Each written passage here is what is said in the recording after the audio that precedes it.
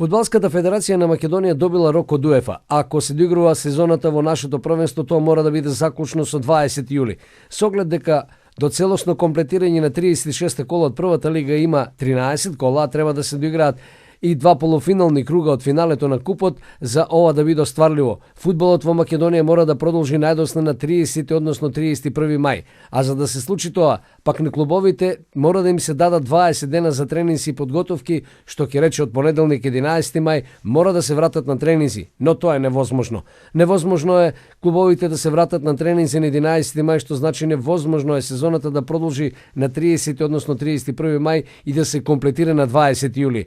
Една опција е да се одигра 75% од сезоната, што би дошло 27 кола од предвидените 36 или уште 4 на досегашните 23. Најнепопуларниот избор е првенството да заврши без воопшто да скокне топката на зелените терени и наместо тоа административно да се избере моделот на разврска, дали би имало шампион, дали би имало испаѓање, дали би имало влегување. ФФМ мора да извести УЕФА што ќе преземе најдосна до 25 мај, но мора да разговара и со клубовите да ги разработат предвидените опции.